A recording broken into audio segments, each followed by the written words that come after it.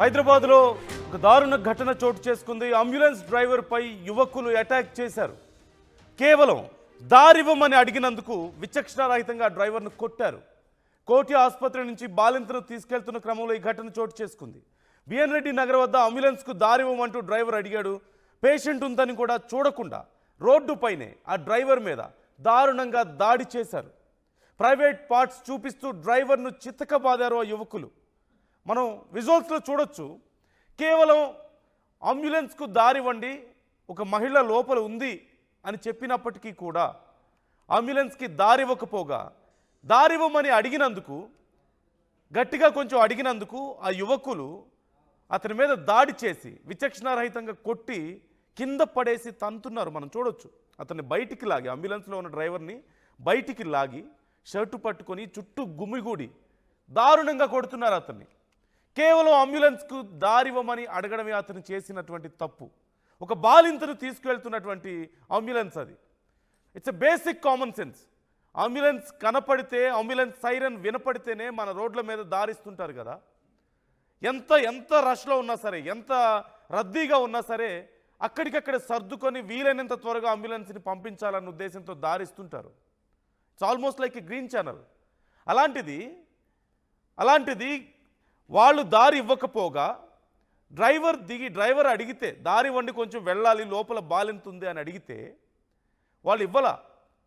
మీకే వినపడుతుందా, దారి వండి, అంబులెన్స్ వచ్చింది కదా, దారి ఇవ్వాలి కదా అని చెప్పినందుకు ఆ అంబులెన్స్లో ఉన్న డ్రైవర్ని కిందకి లాగి ఇష్టం వచ్చినట్లుగా కొట్టారు. ఏ అడవుల్లోంచి వచ్చారు వాళ్ళు, ఏ కొండల్లోంచి పారిపోయి వచ్చారు? కనీసం మన సమాజం గురించి కనీస జ్ఞానం ఉంటే, అవతల మనిషి ప్రాణానికి కొంచెమైనా విలువ ఉన్నా సరే ఇలా చేయగలుగుతారా? అందులోనూ ఆ బాలింత ఉన్నటువంటి అంబులెన్స్ అక్కడే ఆగుంది. ఆ డ్రైవర్ని అక్కడ కొడుతున్నారు. ఇంకేదైనా సీరియస్ కండిషన్ అయితే ఏమయ్యేది? ఆ లోపల ఉన్న మనిషి ప్రాణం పోదా? ఇక్కడ ఆ డ్రైవర్ ప్రాణం పోయేది. ఆల్మోస్ట్ అంత దారుణంగా కొట్టారు వాళ్ళు. ఎలాంటి చర్యలు తీసుకోవాలి వీళ్ళ మీద? ఏ స్కూల్లో చదువుకొచ్చారు, ఏ కాలేజీల్లో చదువుకున్నారు?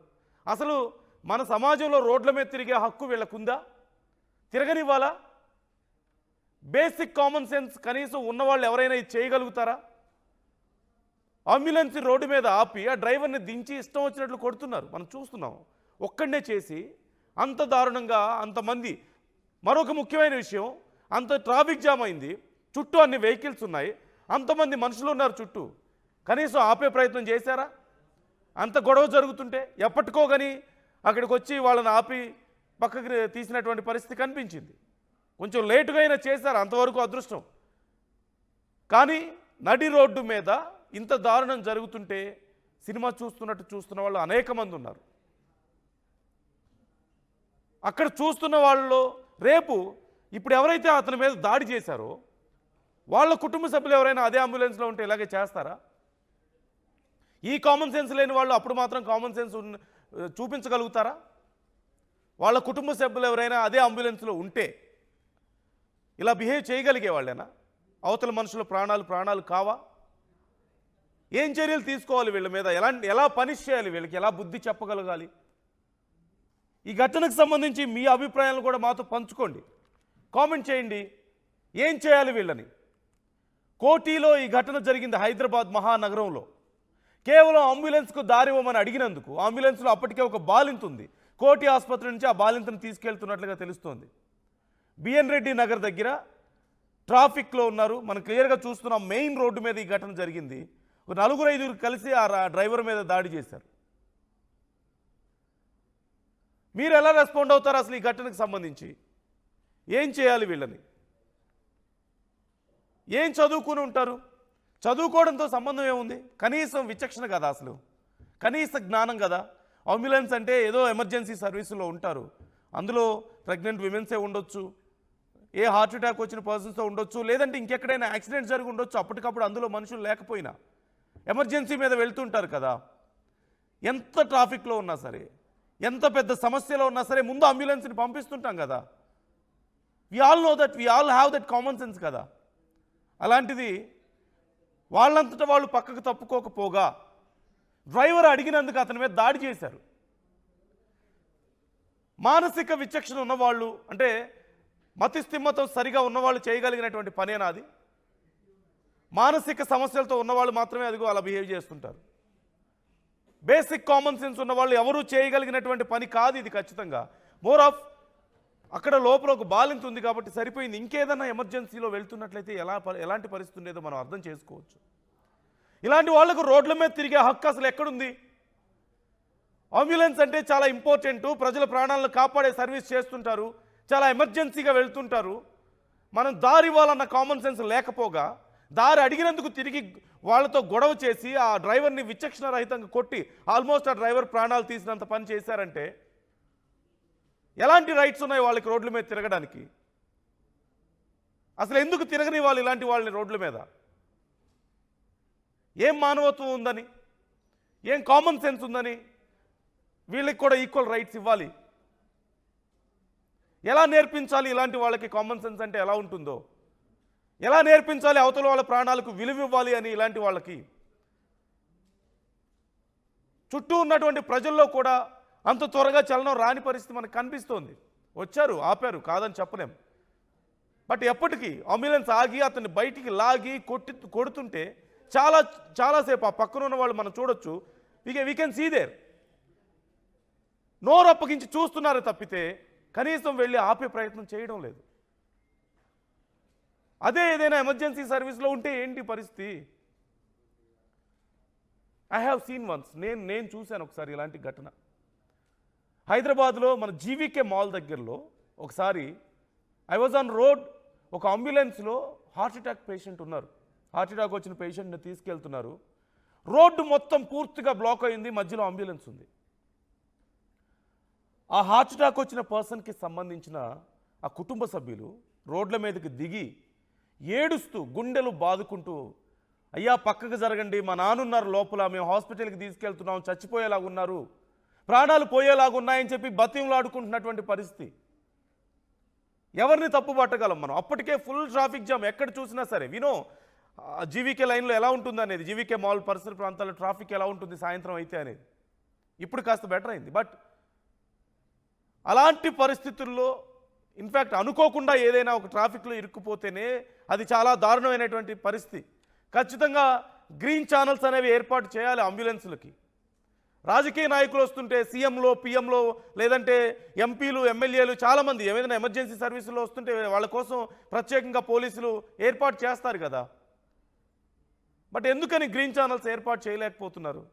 అఫ్కోర్స్ మనకున్న ట్రాఫిక్ మీద, మనకున్నటువంటి ట్రాఫిక్ సమస్యల్లో ఖచ్చితంగా ప్రతి అంబులెన్స్కి గ్రీన్ ఛానల్స్ ఏర్పాటు చేయలేరు. బట్ ఓన్లీ ఫర్ ఎప్పుడైనా ఎమర్జెన్సీలో ఆర్గాన్స్ని కనుక తరలిస్తున్నట్లయితే, ఒక ప్రాంతం నుంచి ఇంకో ప్రాంతానికి ఆర్గాన్స్ని తీసుకెళ్తుంటే అలాంటి టైంలో మాత్రమే గ్రీన్ ఛానల్స్ ఇస్తున్నారు. కానీ ఇంకేదైనా ప్రత్యేకమైన ఏర్పాట్లు చేయాలి మన రోడ్ల మీద. ప్రత్యేకంగా నడకదారిలో వెళ్ళే వాళ్ళ కోసం ఒక దారి ఉన్నట్లుగానే ఈ మధ్య సైక్లింగ్ చేసే వాళ్ళ కోసం ప్రత్యేకంగా ఒక మార్క్ చేస్తున్నట్లుగానే రోడ్ల మీద, అలాగే అంబులెన్సుల కోసం కూడా ఏదో ఒక ప్రత్యేకమైన ఏర్పాటు చేయాలి. అన్ని ప్రాంతాలని కలిపేలా ఇంకేదైనా చేయండి, లేదంటే మెట్రో లాంటి సర్వీస్ ఏదైనా ఏర్పాటు చేయండి అంబులెన్సులాగా. ప్రత్యేకంగా అసలు ఈ రోడ్లతో సమస్యలు లేకుండా, ట్రాఫిక్తో సమస్యలు లేకుండా. అండ్ ఇక్కడ ఉన్నటువంటి ఆ మూర్ఖుల్ని కఠినంగా శిక్షించాలి. ఒక నెల రోజుల్లో 2 నెలల్లో అంబులెన్సులు తుడిపిస్తూ రోడ్ల మీద వాళ్ళకి ఏదో ఒక పనిష్మెంట్ ఇస్తే తప్పితే వాళ్ళకి అర్థం కాదు. డైరెక్ట్గా వాళ్ళు చూస్తే కానీ తెలియదు అంబులెన్సులు చేస్తున్నటువంటి సేవలు ఎంత కష్టపడుతుంటారో, ఎలాంటి ఎమర్జెన్సీ పరిస్థితుల్లో ప్రజల ప్రాణాలు కాపాడుతుంటారో వాళ్ళకి తెలియాలంటే they should work in ambulance, they should work in hospitals. ఇలా బాధ్యత తెలియని వాళ్ళందరికీ ఖచ్చితంగా ఈ మెడికల్ సర్వీసుల్లో ఏదో ఒక పని చేయించాలి. ఒక నెల రోజుల్లో, 2 నెలల్లో కేవలం స్టేషన్కి తీసుకువెళ్ళడము, లేదంటే వాళ్ళకి ఏదో 3rd డిగ్రీలు ఇవ్వడము, జైల్లో వేయడం కాదు. ఖచ్చితంగా మెడికల్ సర్వీసెస్లో ఏదో ఒక భాగం చేయాలి వాళ్ళని పనిష్మెంట్ లాగా. ఐసీయూల్లో పనిచేయించాలి, లేదంటే అంబులెన్సులతో పాటు వాళ్ళని కూడా పంపించాలి హెల్ప్ చేసేలాగా, హెల్పర్స్ లాగా. Then they can understand how sensible it is అనేది వాళ్ళకి అర్థమవుతుంది, హౌ ఇంపార్టెంట్ ఇట్ ఈజ్ అనేది వాళ్ళకి అర్థమవుతుంది, ఎలా బాధ్యతగా ఉండాలో వాళ్ళకి తెలుస్తుంది. రేపన్న రోజున మళ్ళీ ఇలాంటి పనులు చేయకుండా ఉంటారు. మీరు కూడా మీ అభిప్రాయాలు ఈ విషయంలో కామెంట్ చేయండి. What kind of punishment they should get? ఖచ్చితంగా కామెంట్ చేయండి. మీ అభిప్రాయాలు కూడా మాతో పంచుకోండి. అండ్ మేము చూపించినటువంటి విజువల్స్ కానీ చెప్తున్న వార్త కానీ కొంచెం కఠినంగా ఉండొచ్చు, సున్నిత మనస్కులు గాయపడవచ్చు, జాగ్రత్తలు తీసుకోవాలని ఆర్టీవీ సూచిస్తోంది. US description is advised. ఈసారి కూడా టైంకే కన్స్ట్రక్షన్ చేసాం, బిల్డింగ్ కూడా స్ట్రాంగ్ చేసాం, క్లయింట్స్ ని సాటిస్ఫై చేసాం, గుడ్ విల్ కూడా ఇంప్రూవ్ చేసాం. ఏం చేసామో కాదు, ఇంకేం చేయాలో ఆలోచించండి. ఇంకేం చేయాలి? పెయింటింగ్ ఇంకా వేయలేదు, మర్చిపోయారా? అన్నీ బాగానే చేస్తున్నాం, పెయింటింగ్ దగ్గర మాత్రం ఫెయిల్ అవుతున్నాం. లాస్ట్ టైం పెయింట్స్ కోసం ఆ పెద్ద కంపెనీ దగ్గరికి వెళ్తే వాళ్ళ థర్డ్ పార్టీ కాంట్రాక్ట్ని అసైన్ చేశారు. వాళ్ళ 8 months డిలే, 20% ఓవర్ బడ్జెట్ కూడా అయింది. ఈసారి తప్పు అస్సలు చేయకూడదు. పెయింటింగ్స్ విషయంలో పర్ఫెక్ట్గా ప్లాన్ చేయాలి. ఏం చేద్దాం, పెయింట్స్ అప్లై చేసేది ఒకరు, అప్లై చేసేది ఇంకొకరు, వీళ్ళందరినీ డీల్ చేయడం పెద్ద హెడ్ఏక్. అయితే ఇంక మనమే పెయింట్లు వేసుకోవాలి. లేదా పెయింటింగ్ ప్రాసెస్ మొత్తం చేసిచ్చి ఒక పర్ఫెక్ట్ పార్ట్నర్ అన్నా ఉండాలి. టెక్నో పెయింట్స్ లాగా. టెక్నో పెయింట్సా? ఎస్, నాకు కూడా రీసెంట్గానే తెలిసింది. పెయింట్స్ తేవడం నుంచి గోడ మీద వేయటం వరకు మొత్తం ఒకే టీం చూసుకుంటుంది. మిడిల్ మ్యాన్ ఉండరా? ఉండరు. So no quality loss. 5,000+ skill పెయింటర్స్తో 1,250+ corporate projects, 26,000+ government schools paint చేశారు. అది కూడా all over India. Wow, third parties కూడా ఉండరు కాబట్టి మనకు డెడ్ లైన్స్తో కూడా ప్రాబ్లం ఉండదు.